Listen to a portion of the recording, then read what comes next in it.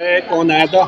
आज जिस प्रकार से हमारे आत्मनिर्भर भारत के लिए नरेंद्र मोदी जी सभी लोग प्रयास कर रहे हैं और लोकल फॉर वोकल का जो कार्य चल रहा है, हम लोगों ने महिला सम्मेलन कराया यहाँ पर महिलाओं को बुलाकर लोकल फॉर वोकल और आत्मनिर्भर भारत किस तरह बनेगा और सभी मातृशक्ति जो इसमें जुड़कर काम कर रही है, समूह के रूप में काम कर रही हैं और घर घर जाकर जो बहनें अपने एक कोई मंगोड़ी पापड़ बनाती हैं तो कोई किसी प्रकार के बुन के क्रोशी का काम करती हैं, बैग्स बनाती हैं, इस तरह के जो काम करती हैं। तो लोकल फॉर वोकल जो भी हो, हमारे खुद के बनाए हुए इस्तेमाल यहाँ पर हो, विदेशी ना हो, हर घर स्वदेशी हो, घर घर स्वदेशी हो। इस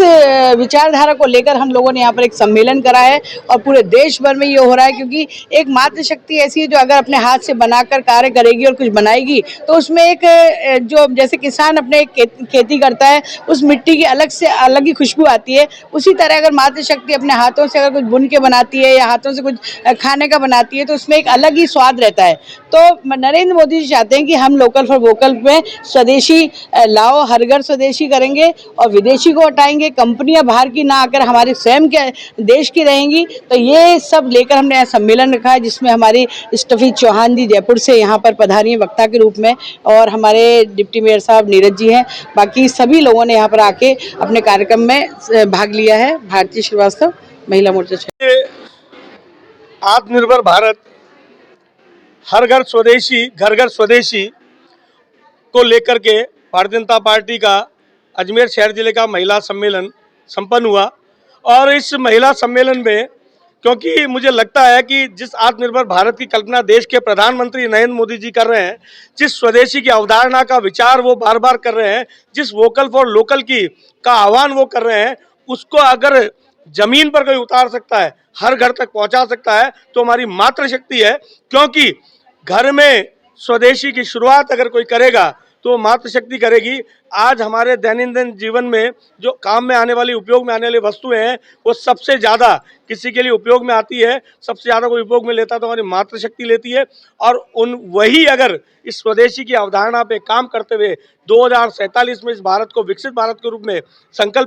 प्रकल्पित होते हुए देखना चाहे और इस आत्मनिर्भर भारत का जो संकल्पना है उसको अगर परिलक्षित करने का काम कोई कर सकता है तो मातृशक्ति कर सकती है। इसको लेकर के जो आयोजित ये सम्मेलन है, इसमें हमारी जो भारतीय जनता पार्टी की महिला मोर्चा की जो कार्यकर्ता है उनको आग्रह और निवेदन